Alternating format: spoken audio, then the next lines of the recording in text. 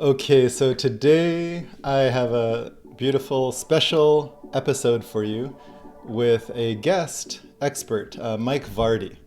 So Mike is someone who I met, I'd say well over a decade ago, probably 15 years ago, in the like productivity sphere. So he's a productivity expert, he's an author, he's a coach, 15 years of experience in the field of time management and productivity. He has a great blog and a podcast. The podcast is called A Productive Conversation with Mike Vardy. Highly recommend it. I'm actually on there, so you can go and check that one out. But he's interviewed all kinds of experts, and he himself has written about productivity from many different angles. He does a thing called time crafting. He has a book called The Productivity Diet. And one of the things I love about Mike is that he isn't just about like how do we get really efficient and churn out more and more and more and work the most optimal way, but instead about doing what matters most. And so I love his approach. I resonate a lot with it, and so I'm really excited to dive in here with Mike. Okay, well, welcome, Mike. Great to have you on the podcast. Leo, thanks for having me. It's been a long time coming, I think, for both of us to have another conversation. Yeah, for people who are tuning in, we just had another conversation right before this, before we press record, for your podcast, and it was basically just like a refresher, um, 13 years after our initial podcast conversation. Is that right? Yeah. Yeah. And so it was right after a conference that we went to, the first ever World Domination Summit. And you and I had known each other for, a couple of years, I think, prior to that. That's right. And it was just the first time we had a chance to actually meet. And then we just picked up that. It is really interesting to listen to older conversations from when I did, before I do, my current podcast, A Productive Conversation. But that was back when I had a podcast called Productivardy, which was kind of my play on productivity. I've had a history of doing that, playing with that word. And now I have a whole new way to play with that word that I'm sure we're going to get into. But yeah, it was interesting just to hear our thoughts from well over a decade ago to how what's changed and really what hasn't. So it was thanks for popping on and doing that. And if people want to hear that part of the conversation, they can check out my podcast, A Productive Conversation. Yeah, we'll link to that. And I just want to thank you for first of all hosting me 13 years ago, but also just continuing this conversation. You In our conversation you talked about how consistent I've been, but you've actually been incredibly consistent. In this conversation about productivity and really like what's underneath it at a deeper level. And so I just appreciate your consistency, and I'd love to dig into like what's changed for you over the years. Well, first off, thanks for that. I appreciate it. It is interesting when, as life progresses, the way your attitudes change about these kind of topics. And I mean, when I Mm, started, I had a 5-year-old daughter, and my son was, basically a newborn. mm, And now, as we're recording this, my daughter's off to Montreal for university, and my son starts high school tomorrow. So mm. I've gone through that season of being essentially the stay-at-home dad while running a business. I mean, again, my wife is incredibly involved, obviously, Sure. but they would see me all the time, right?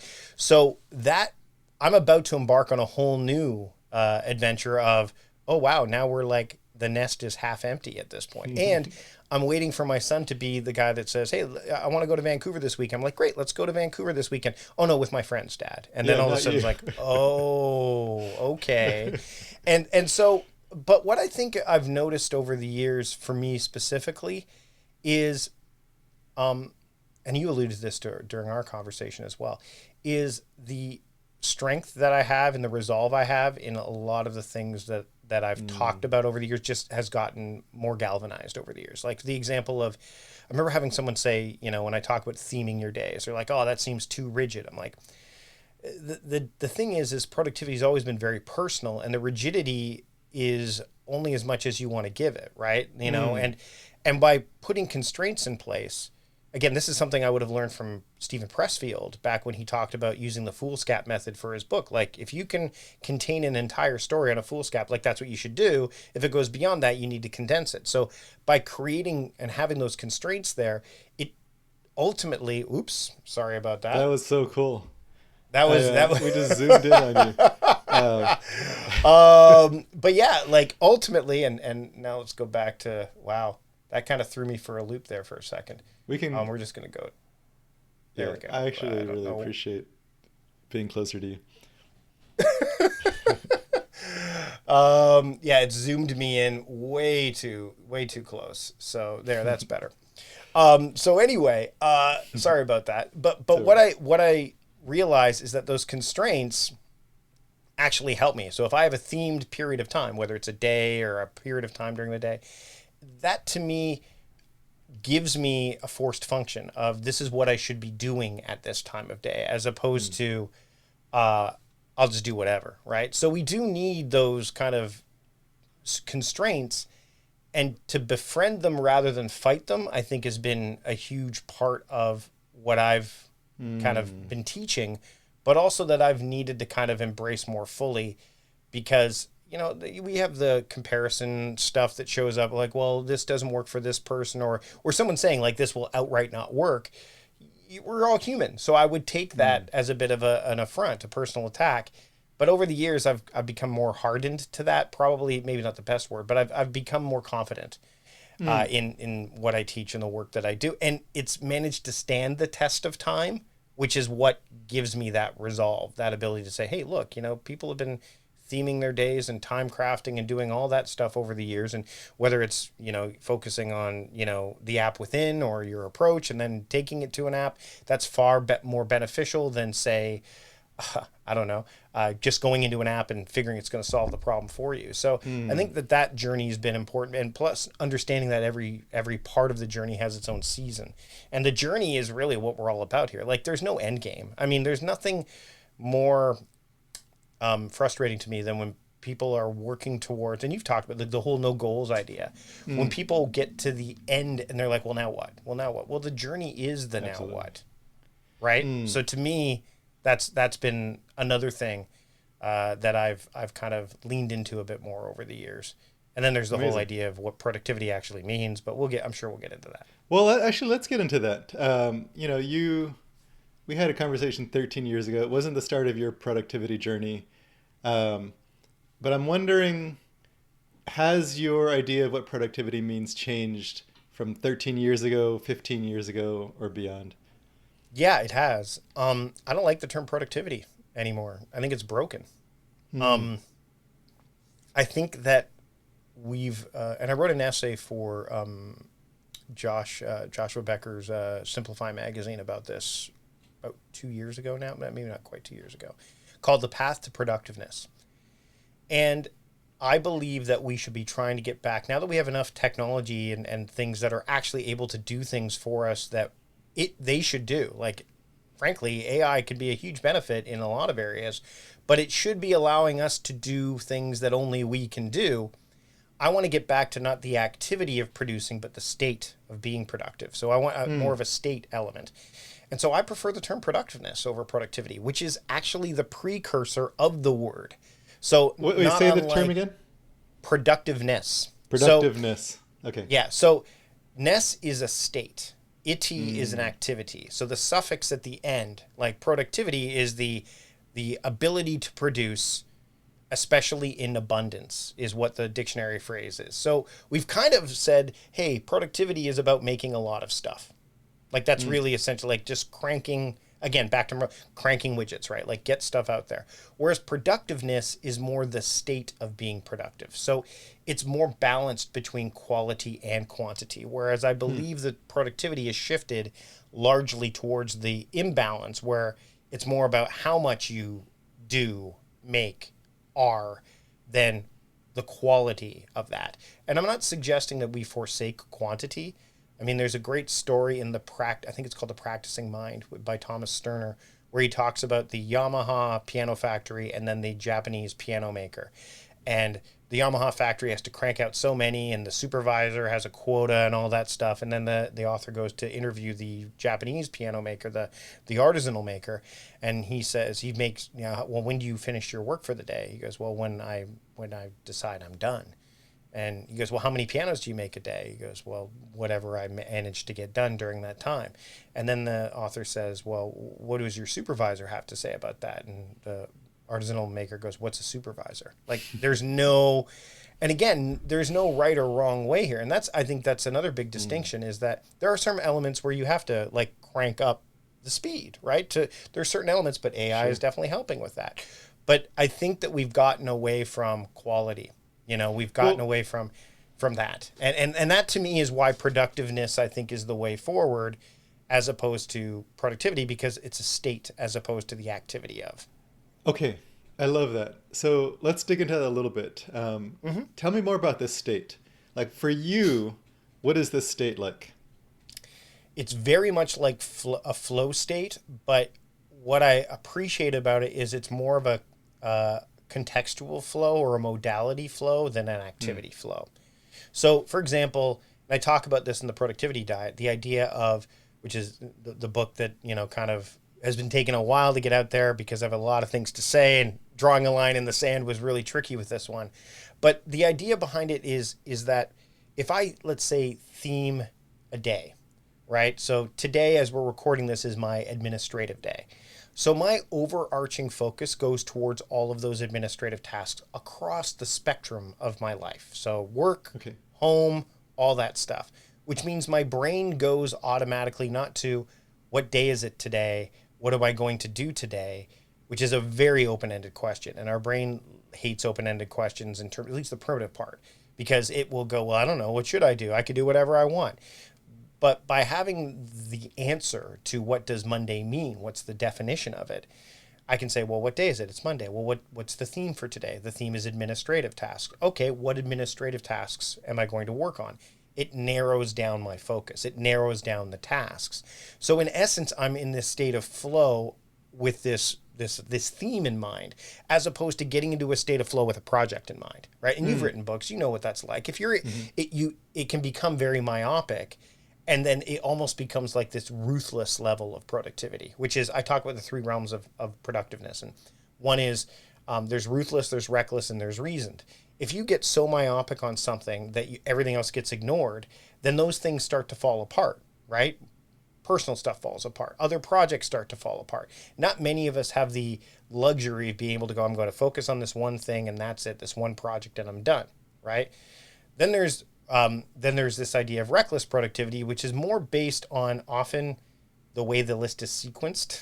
So you're just going through the list like this, or how you feel. It's very emotional. Oh, I should do this. I should do that. Oh, that's the loudest. And then all of a sudden the same thing happens, but you're scattered, you're overwhelmed, and you're overwhelmed in the moment. Whereas with ruthless, you're overwhelmed only when you come out of it. You're like, oh no, I have all these other things. What did I do? I shouldn't have done this. Reasoned is kind of a balance. Like, hey, if I have this theme, and the theme could be, I'm going to focus on this project. This is what I do this day. My overarching focus for this day is this project. And you can lean into that. Or maybe it's a time of day. If you're a night owl like me, if I'm writing a book, later in the day is probably my best time. So it's really about just cultivating this state of making the paths that I follow very simple. So I can go, oh, it's, I'm a night owl. So therefore, I'm not going to do any heavy lifting stuff early in the day. So it's administrative tasks on Monday, but it's still 9 a.m. So I'm going to do some low energy administrative tasks. And all my tasks have this kind of easy categorization, whether it's in an app, I can use tags or labels, or on like a paper or bullet journal where I put an up arrow next to high energy and a down arrow next to, or something that'll take 5 minutes or less to put a 5 around it with a circle. Like, I can quickly recognize those things so that my primitive part of my brain, the oldest part, goes, I don't want to do this. Well, it'll only take 5 minutes. Well, how do you know? Well, see this 5? This 5 says 5 minutes. So you only have to, okay, fine. Like this constant battle between the higher reasoning part of our brain and the part that just wants to do any of those F's that we've talked about, food, fight, flight, all that of those things. You're in this constant kind of tete-a-tete with these two parts of your brain. And what time crafting does, and what the pursuit of productiveness does, and really the path of productiveness, is kind of like guide you, right? And you can go off and do side quests if you want, but ultimately you still have this thing that you can rely on that says, okay, well, I'm tired. What can I do when I'm tired? Oh, Mike from like months ago said these are all the things I can do when I'm tired. Let's go down that path. So that's essentially, and it's, by the way, Leo, that's how we operate anyway. Like, it really is. We often, like, so all I'm doing is giving it a framework, and then people can follow that framework. And again, you can theme 7 days of the week. You can theme 1 day of the week. You could, you can use all 5 attention paths that I talk about. You could use one of them. Like, it's very much a modular system that's why it's called time crafting. So for me, what I've noticed, and I guess this is probably the biggest thing, is, you learn over the years that to say to somebody you should never check email first thing in the morning is a classic. It's an absolute. And there's no such thing as absolutes. So for me to say, hey, you should never check email first thing in the morning, and then there's this customer service rep that goes, that's the main part of my job. So already you've lost me.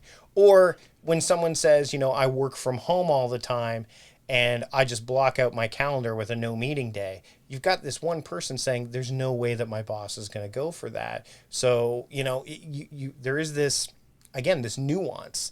And I think that's ultimately what productiveness offers, is the ability to add nuance to the equation. And because that's the world is nuanced. So when we try to make it black, white, left, right, we have these polarities that are pulling, you end up not getting a lot of the right things done. You end up checking off, boxes. Maybe someday you check off a lot. Maybe other days you don't check off that many. But then at the end of it, you're asking yourself, well, why did I check off these boxes in the first place? Did I check off the right boxes? And I think with the way that I've kind of crafted this framework, it's allowed people to kind of go, well, I didn't check off 30 things today, but I checked off 18, and 9 of them were really, really important. So I'm glad I did that. And thanks to this guidance, I was able to do that. Okay, let's, so many questions. Let's see. Let's talk about that. So Sure. it sounds like, besides just the state of productiveness, there's also like a kind of awareness of like, this is actually what I want to be focusing on. This is what I want to be using that state for. And so let's talk about that. Like, how do we, in the system that you're teaching, like how do we know that we're focusing on the right things? This is the stuff that I actually want to be productive with. Well, typically, I mean, the hardest part initially is the idea of capture, right? Which is something we all learned from David Allen, the Getting Things Done days, right? Like, get it out of your head and in front of you, into someplace that you trust. And I think that's where this all really starts, is the trust aspect. We don't talk about that enough. We talk about next actions. We talk about, if you're in the Getting Things Done parlance, the horizons of focus. But ultimately, it's about trust. And if you're not cultivating a capture habit, then what happens is that there will be this sliver of doubt, and you can't give yourself a break on that front until you've actually established trust. Then it's kind of like when you meet somebody for the first time and you go on that first date, there's like no trust, right? Like there's just like, you're kind of taking a chance. But then over time, trust gets established. And I mean, you've been married a while, I've been married a while. Like now trust is, it's there, right?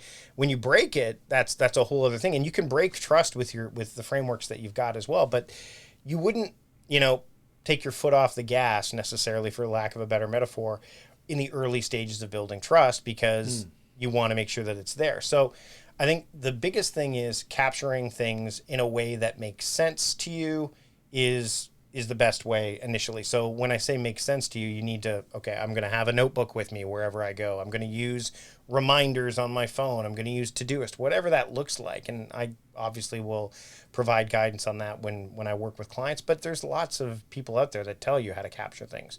Sure. The biggest thing is, you get a lot of clues that way too. So first off, when you capture something, you want to activate whatever you capture, and activating it is basically by putting a verb in front of it. And you can't, Leo, I mean, how many people don't put verbs on their to-do list, like to start things off? Like, this is fundamental stuff where it's like, if they just put Bill, Well, do they pay the bill? Do they call the bill? What's the, like, what, but, or just a number, a random number, right? So if you put like buy milk, well, guess what? You know, you've got to buy milk. You want to give your brain as many breaks as possible. And interestingly, when we start there, you can start to see some of the patterns. Like, I do a lot of buying of things. Well, maybe I need to have a thing called errands that I want to have that as an attention path. That's an activity type. So today on Saturday, when I have lots of time, I will go and look at the errands attention path and go, oh, well, here are all the things I need to buy. And then you can add other layers to it, like, well, this is not a good day to buy it, but you have your default day as opposed to, well, I'll just get to it when I get to it. Other things that you can look at, and this is where I normally start with people, is, are you more of a calendar driven person or are you more of a to-do list driven person? And it's a pretty simple, basic quiz where it's like, if you put all your stuff in your calendar, including tasks, chances are you're a calendar driven person, right? So that's where I'll start with theming. Like, hey, we look at your days of the week and we notice that, Monday you have a lot of meetings. Okay, so you're going to be able to get any deep work done that day? Probably not. Okay, so Mondays we won't class it. Maybe Monday should be your administrative day, like it is for me, where you focus on these little things that you need to get done in between meetings, so that way you're directing your attention to where they need to go.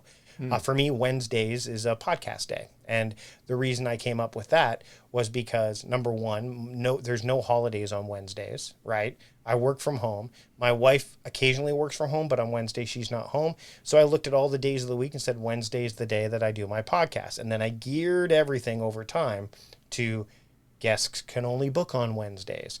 I do all my production work on Wednesdays. So you're basically creating this neural pathway. And essentially, if you're a to-do list person, you're going to have very little on your calendar or only appointments on your calendar, and then your to-do list will tell you what to do. Well, this is where, are you more of an early riser? Yes, I am. Okay, great. So which tasks are your high energy or high intensity tasks? Maybe put an up arrow next to those on your to-do list. Or, you're using something like ClickUp? Great, create a tag called high intensity.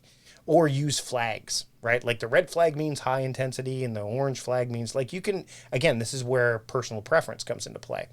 But then you can look at your list and you can go, oh, these are the things I need to do before noon and these are the things I need to do after noon. And once you get one of those things going, all the dominoes start to fall, because people will realize, oh, wow, I'm at my best early in the day and my list tells me when to do this stuff, or my calendar tells me, hey, this is when I should be focusing on this stuff. And then we start adding other elements like, okay, well, you're in between meetings. You've got 30 minutes. What do you do? Well, I check my email. No, you don't, because email is going to send you down a whole, is that where you want your attention to go? No, I don't. Okay, well, where do you want your attention to go? Well, what's your daily theme? Oh, it's administrative. Great. Let's look at your administrative tasks then, and that should be your default, not email. So that kind of thing. So you talked about capture and you've talked about like theming and is there anything, I'm trying to see if there's anything in between there that where you say like, this is the direction I want to be in, like this year, this month, this week. So basically when we're talking about time crafting, there's three critical elements of it: time theming, attention paths, and reflective practice, which is what we haven't gotten to yet. Okay, I see. And the reflective practice part is probably, again, it goes hand in hand with the capture habit, but it's the stuff you do after the fact, right? Like it's often like the after action reports that our friend Charlie Gilkey talks about from the military. They do things like that. Like, after you're done, this is what we talk about. Journaling is one of the most undervalued and underused elements of cultivating a great relationship with time and managing that relationship. And not only that, but cultivating productiveness, because you, at the end of it, the day, the week, the month, whenever you're going to do this, and you could do it all three ways. You could journal at the end of the day. You could have a weekly journal. You could have a monthly journal. And it says, did I do the things I set out to do? And by the way, theming can help with this, because if you've got a daily theme for Monday, and at the journaling at the end of the day, did I do most of my tasks associated with the daily theme? Yes, I did. Great. No, I didn't. Why? Right? So this introspection, this reflective practice is something that I highly recommend. And when you build the capture habit, of course, you're already capturing things. So it's a lot easier to go into that once you've started to build a capture habit. But to me, reflection comes before and after every action, right? Like, you reflect before you do something, might be very minor reflection. And then after it, you often do that, right? And sometimes it's like, I did a great thing, or, oh my God, I wish I didn't do that, right? But the thing in between is the devotion of time to it, right? So the devotion of time to the action is critical. Because if you know that you need a lot of time to work on something big, like a big goal, or you want to work on a book, let's say, or you've got this course that you're building, or you just want to plan an amazing family vacation, the amount of time you devote to that will ultimately, depending on how, your level of concentration, will make the outcome, the quality of that experience better. So the reflective practice is kind of you being honest with yourself and saying, am I doing the right things at the right time? I do an annual planning thing where we talk about, and again, speaking of theming, we have what's called the annual axiom, which is kind of like your slogan for the year or your mantra. And mine is reason my path, refine my pursuits, and respond with purpose. So when I'm putting it through everything through that lens, projects, goals, etc., I'm like, okay, is this the right thing to do? Is this reasoned? Like, am I applying reason to this? Yes. Okay, great. So this does make sense. Am I going to refine my pursuit? So is anything going to have to be removed or downplayed to do this? Yes. Okay, permanently or just for this month? Well, the monthly theme this month is to focus on promoting your book. Okay, so everything else gets downplayed. That's fine, as long as I know that.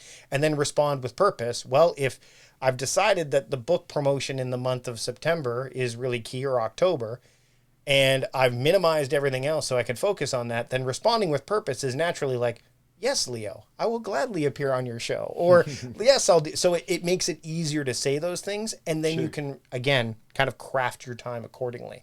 So it is, when I work with people, and there we go again. I love All it. right. When I work with people on this kind of stuff, I essentially say, we start with the basics, daily theming, the 5 types of attention paths. But then over time, like, it's like, okay, well, do you want to think bigger? Let's talk about your annual axiom. Let's talk about monthly themes. And once we start getting into that, then it's most people, when they come to talk about this stuff, or they're interested in this stuff, they're coming from a place like, I need results quickly. I need to get this done fast. I need this to get done, what have you.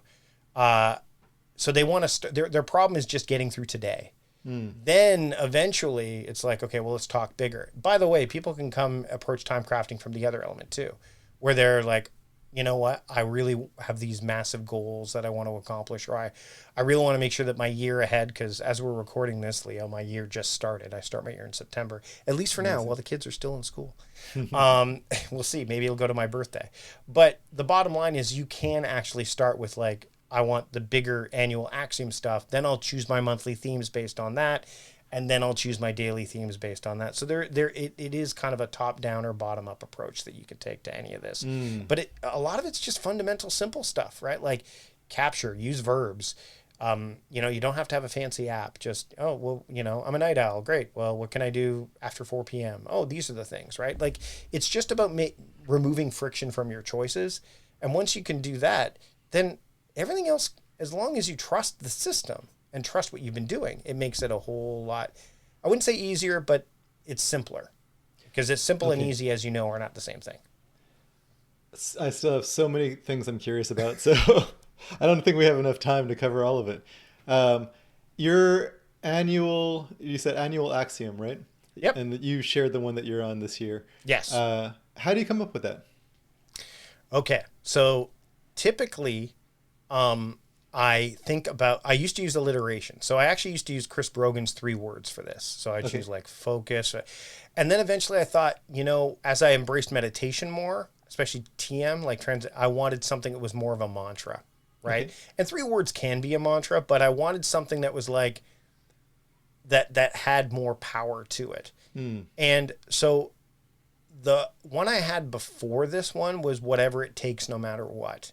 And it came from me just watching the Avengers movies and seeing like, whatever it takes, no matter what, we have to solve this problem. Like, okay, let me write this down. And so I will often, and we talked about this in the flashback episode, like the idea of comedians, because I came from a comedy background and I did stand up and improv. I have a hard time not paying attention to things that I can then bring into my own field to discuss, like metaphorically. And I think that comes from me just like comedy is like making the extraordinary ordinary, the ordinary extraordinary. So when I'm watching a film or, like a TV show or reading a book, I will go, how does this apply to managing one's relationship with time? Or how does this apply to productiveness? And that's kind of what happened with whatever it takes, no matter what. Now, the one that I chose last year, and it's also the one I've chosen for this year, so I've kept it 2 years in a row. I actually asked AI to help me with it this Oh, time. cool. Cool.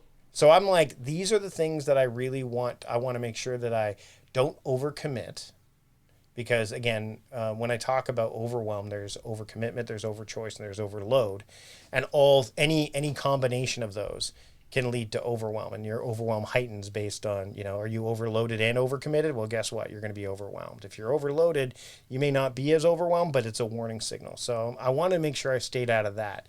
And then, but I wanted to make sure I made wise choices.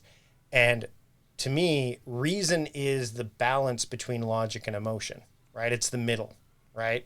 Logic is again, we go back to that idea of being ruthless. That's very logical. I got to get this thing done. I got to focus on this thing. Da, da, da, da, da. But then again, you're not taking emotion into account. Recklessness, you're pretty much emotion is running the ship. You want to have reason in there. So I'm like, I want reason to be a part of this thing, and then purposefulness, because that's really what and we alluded to this a bit in the flashback episode that we recorded, is this idea of, as my kids have gotten older, and this really only dawned on me probably in the last few weeks, is, wow, one of my kids is now moving on their own, and my role has shifted. There's this time that's now kind of could be a vacuum if I'm not careful with it. I better have some purpose for that, right? Because the thing is, we often will fill time with things that have no. Again, it's. And I've said this before. I'm like, what is it? Attention without intention is directionless, and attention without intention. I'm going to butcher this because I've said this so many times before. So attention without intention is direct, kind of, directionless, right? Because you're kind of scattering your attention. Intention without attention is it's powerless, right? Because you're not directing. And there's different like layers of attention, right? There's like noticing, and then I touch on this in the book, right? The idea of noticing, and then focus, and then concentration. So I'm like, I want to be able to, like, when it comes to purpose, like, that to me is a level of concentration. And so I basically was asking ChatGPT-4. I just took it to ChatGPT-4 and said, like, I want to come up with something that I can say quickly, I can say easily, and it encapsulates not just work, but life stuff. And after a back and forth conversation, knowing full well, and this is a good example of where it can be helpful, that it's got confirmation bias coming out the wazoo, right? Because it's you. Like, you could say, what do you think of this idea? It's a great idea. It won't tell you that anything you've said is bad unless you tell it to. We probably had a back and forth for about 15, 20 minutes, just me dictating and it coming back. And we came up with this. So, and I was happy with it. So again, it's not like I took the messy first draft that AI throws out there. I kind of went through it. And when I do these retreats with my members of my community, we call them the Ready Retreat. That's one of the things we sit down and do. Like, come up with your annual axiom. Here's some ways you can do it. Think of words that resonate with you. Think of this. And then, if you've got a favorite sports team, maybe, you want to use something like theirs, or like Nike with their Just Do It, right? Like, there's lots of different mantras and axioms and slogans out there. Make one for yourself. And a lot of people will, when they do this, they'll choose one word, right? One word to represent their year, or they'll choose an entire sentence, or they'll still go with the 3 words. But that's kind of where it starts. And then once I have that annual axiom, then it's like, okay, well, what should I dedicate my months to? Like, how many monthly themes should I have? And what would those projects be that I would want? Well, work on time crafting in Notion, right? Like, as an example. Well, does that fit into the annual axiom? Reason my path. Well, yeah, it makes sense. It's from a reason perspective, Notion's the most popular productivity app out there right now. That makes sense. Okay, great. Refine my pursuits. Can I afford to drop other things? Well, am I willing to drop it? I don't know. Respond with purpose. Oh my goodness, Notion's overwhelming right now. Maybe I need to take a step back, right? Like just those things alone help guide me. So again, it's kind of, if you're taking that top down approach, the annual action would be where you'd start, then you'd go to your monthly themes, and then you'd likely go to daily themes. And then attention paths kind of fill in the blanks there, right? Like, hey, I'm tired. What can I do when I'm tired? Oh, wow, it just so happens that I can do a really quick thing for this bigger, larger monthly theme project, right? Mike, I think my next question, I'd like to go back to the state of productiveness, Yep. um, because I think that's really fascinating. It's a fascinating approach. Um, and so you've talked already about some ways to set up that state, with theming and a lot of other things you've mentioned. But I'm curious, is there a way, like one of the hardest things for people is to enter into the day that they've planned for themselves Mm-hmm. and get into that state of productiveness. So I'm wondering if you have anything around that of like how to get into the state as you start your day. Well, I think that the bookends to a day are really important. Your Hmm. morning and evening routine. I am not a fan of planning my day first thing in the morning.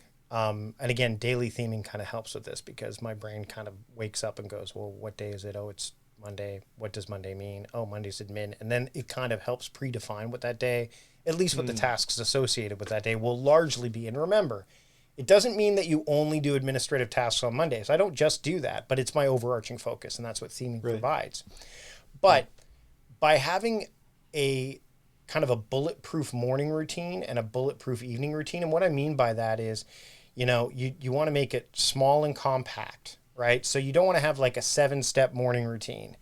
You don't want to have like a where it's dependent on like I need to be in my house for this thing. Like so, for example, like if you're gonna journal first thing in the morning and you're traveling, you may want to make sure that you have something that you could journal in that's portable, like a journaling app like Reflection or something like that. Or maybe you're going to use Apple Notes or whatever you're going to use. Or maybe you've got like a little mini a journal that you bring with you everywhere you go, which is totally fine.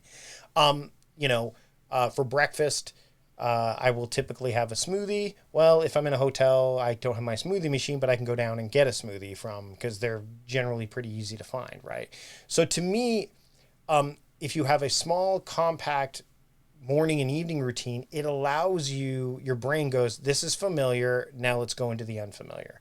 This Hmm. is like, and the unfamiliar isn't really all that unfamiliar because you have predetermined essentially like, okay, well, what is today look like? Well, the night before, I prepared, right? So whether it was at 5 o'clock before I left the office, or if it's me and I do like this evening examination where I write my journal entry and I plan the next day, and I, of course, highlight the tasks that are both related to the daily theme, but also maybe some that aren't. That are like, oh, I need to get to this today, and I know it's not related to the daily theme, but you know, it.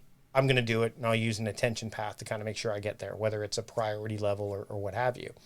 But to me, it's kind of like if you don't have those morning and evening routines, and I think that they're both equally important, perhaps even the evening routine is more beneficial because it allows everybody to get out of the bed in the morning and hit the ground running no matter what time you get up.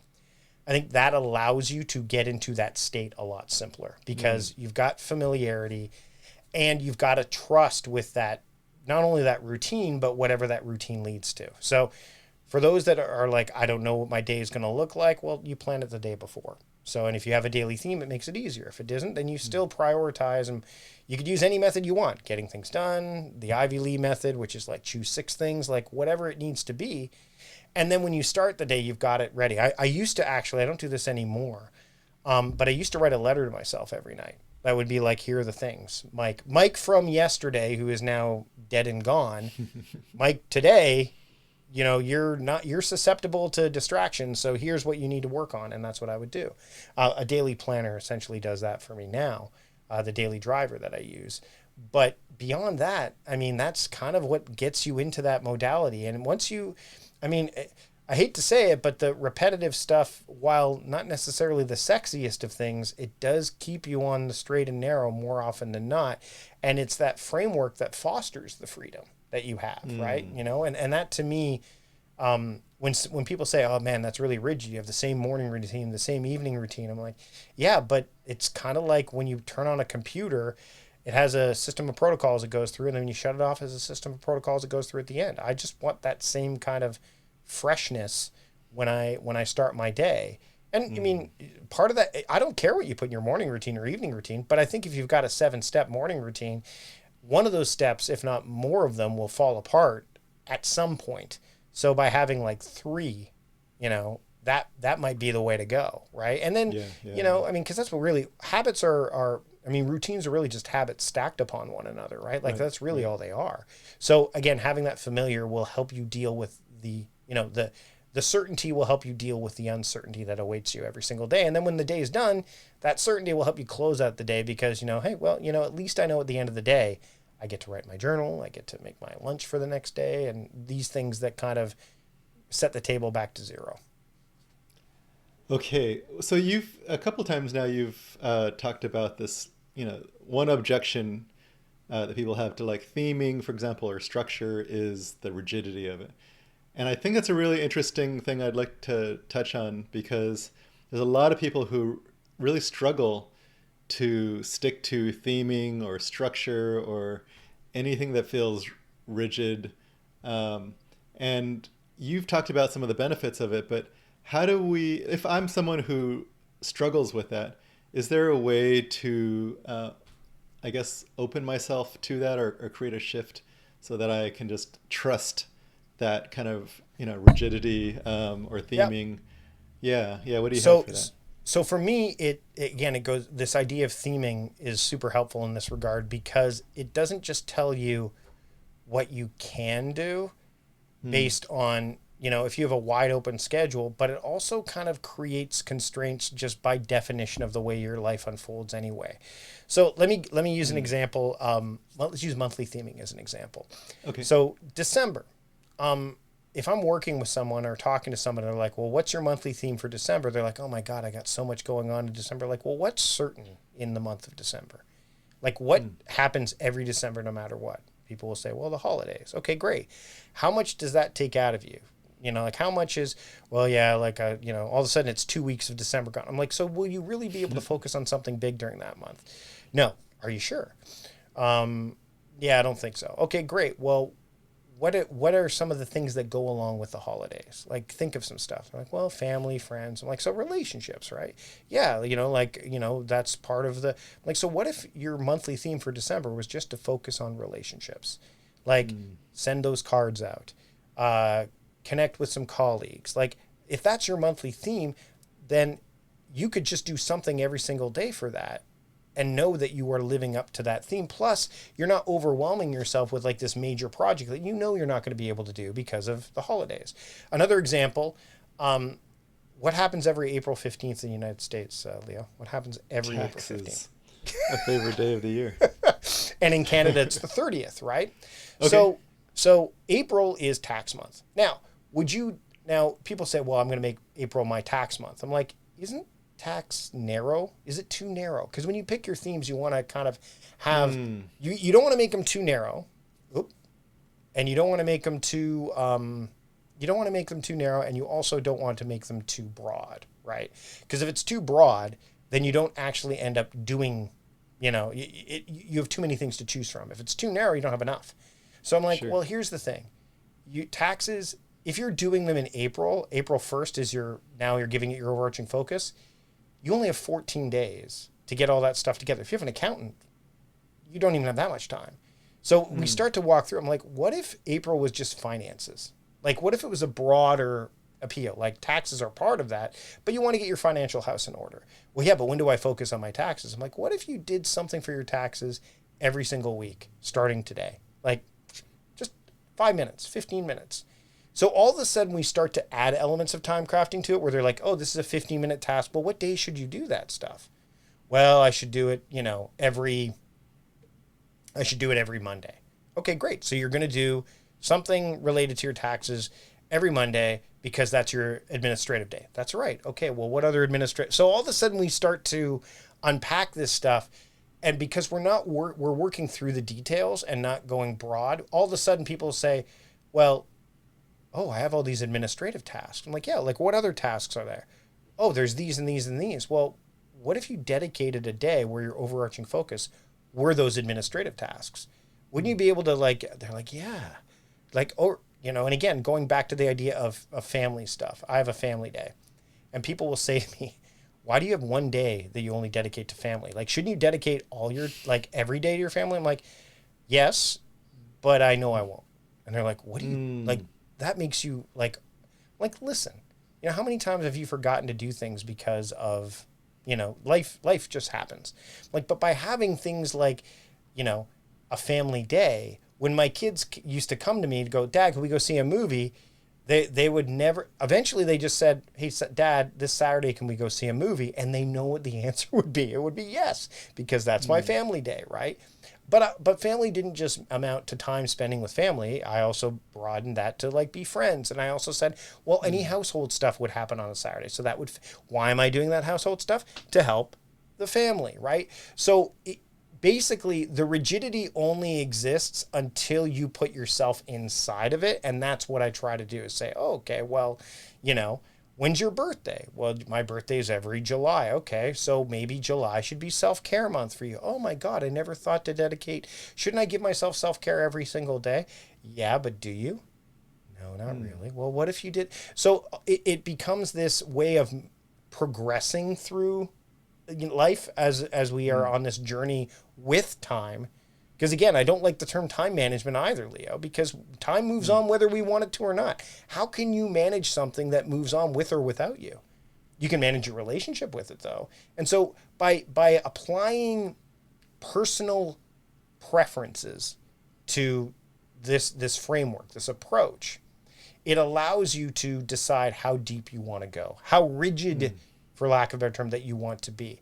And for some people, it's like, I want a theme one day a week on this project and that's it. Okay, great. Or I want to just follow the attention paths of energy because I struggle with, I have a traumatic injury and I need to look at my energy levels as a way of making my way through time. Perfect. Here's how you do that. Or I have a lot of meetings, Mike, and I don't really have a chance to catch my breath. Well, great. What if we use increments of time to kind of give you a sense of, hey, this is going to take you 5 minutes. What are all the 5-minute tasks you can do? And so it's just about building this. And that's why it's called time crafting, Leo. It's not like, it's not like, and that term comes from when my son and I were walking to school one day and he was trying to explain how Minecraft worked to me. And it's just adding layers, adding different elements. And it's not like you can, out of nowhere, when you first start playing Minecraft, build the most amazing structure. You have to take time. You have to gather materials. You have to get better at it. And that's kind of how this all works. So if someone's asking me, that's why, again, life hacks, like what's the life hack, Mike? Oh gosh, the term hack means to cut without care. So do you really want to cut your life without care? No, I don't think you do. So it's more about sustainable, consistent practices, which puts you in that state. Because I'd rather be in a state of productiveness than to be in this activity of doing, because that's where we can get tripped up. That's where we end up doing the wrong things at the wrong time. So it's not an overnight, it's not a magic pill. It's not an overnight. It's which is why in the book, The Productivity Diet, people are going to assume out of the gate, oh, it's like the diet. I'm like, no, the term diet is not like a crash diet. It's like a well, you know enough about this, Leo, like a sustainable diet over time. Diet is not about a crash or a quick win. It's about like, a lifestyle choice. And that's really what productiveness is. It's about making a choice, about making your way through time, making, aligning your intention with your attention as much as possible for as often as possible or as long as possible. And you're never going to get it 100% because balance is not 100% either. And balance is not 50-50 either.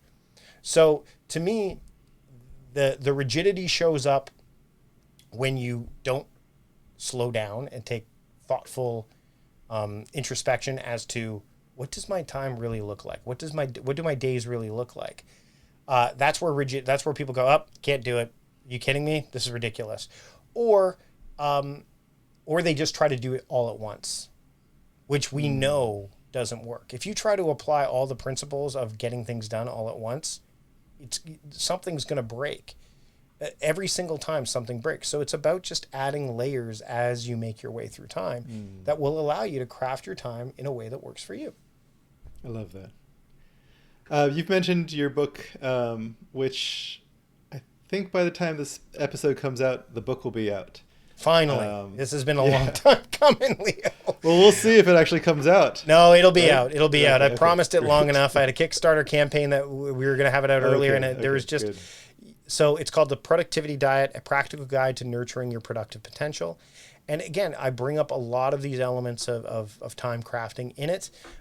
There's recipes I touch on. It basically, the way I look at this book, Leo, is it's kind of my, I wouldn't say swan song to productivity, but to the term for sure. Because the way that if you follow... if you cultivate your own productivity diet by using some of the things I bring up in the book, then you will be on the path to productiveness. You will be in a more of a state as opposed to this constant, again, cranking of widgets or feeling overwhelmed. You will be able to make your way through time as a partner with time as opposed to trying to manage it. And you will be able to feel like you're truly being productive as opposed to doing productive. I love that. So we will put a link in the show notes to that book. And I think we're also going to link to a free book that you've given, which is The Gift of Time. Yeah. So it's, we'll put the link in there. It's mikevardy.com, I think, /free book, I think is what it is, or gift. I can't remember which one it is, but it'll be... Free is always a good thing.